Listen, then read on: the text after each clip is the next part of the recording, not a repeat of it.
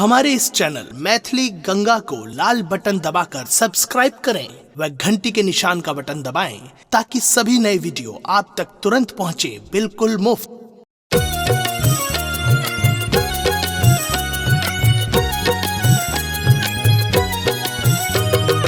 अपने सुन रही थी गंगा कैसे उत्पत्ति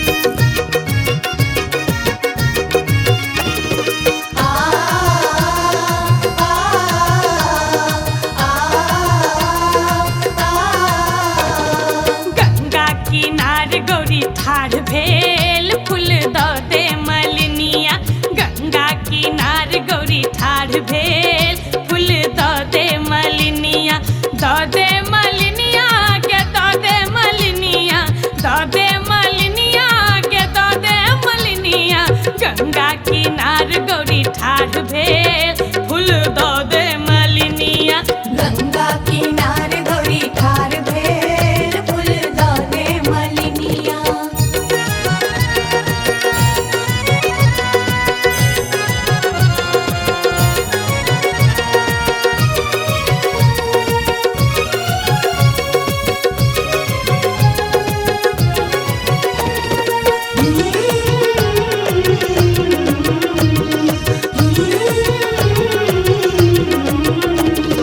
किनका बगीचा में बेली चमेली, बेली चमेली ओ बेली चमेली। हाँ किनका बगीचा में बेली चमेली, बेली चमेली, हाँ बेली चमेली।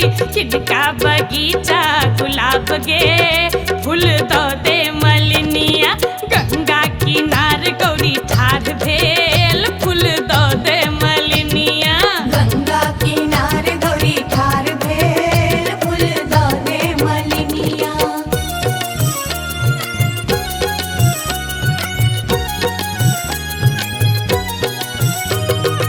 अपने सुन रही थी गंगा कैसे उत्पत्ति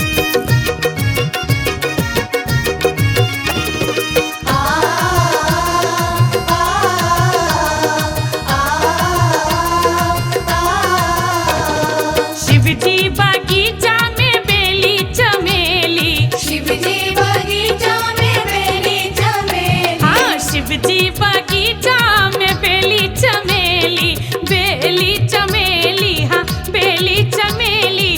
गौरी बगीचा गुलाब गे फूल दो दे मलिनिया। गंगा किनार गौरी ठाढ़ भेल फूल दो दे मलिनिया। गंगा किनार गौरी ठाढ़ भेल फूल दो दे मलिनिया।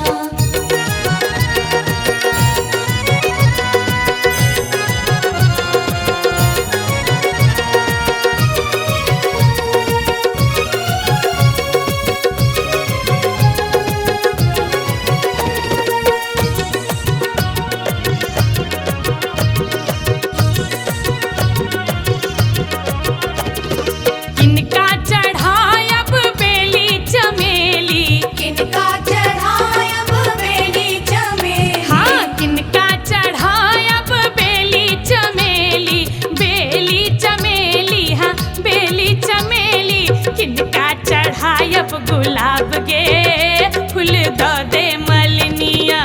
गंगा किनार गौरी ठाढ़ भेल फूल दो दे मलिनिया। गंगा किनार गौरी ठाढ़ भेल फूल दो दे मलिनिया।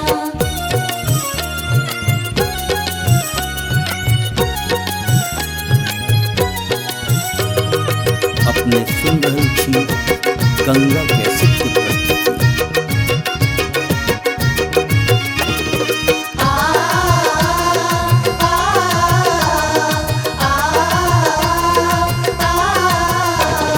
शिवजी चढ़ायब बेली चमेली, शिवजी चढ़ायब बेली चमेली। हाँ शिवजी चढ़ायब बेली चमेली, बेली चमेली, हाँ बेली चमेली।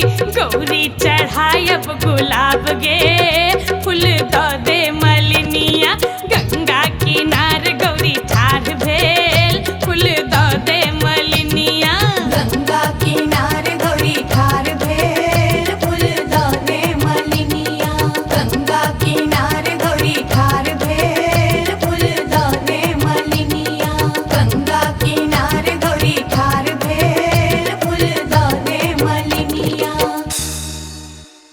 हमारे इस चैनल मैथिली गंगा को लाल बटन दबाकर सब्सक्राइब करें व घंटी के निशान का बटन दबाएं ताकि सभी नए वीडियो आप तक तुरंत पहुंचे बिल्कुल मुफ्त।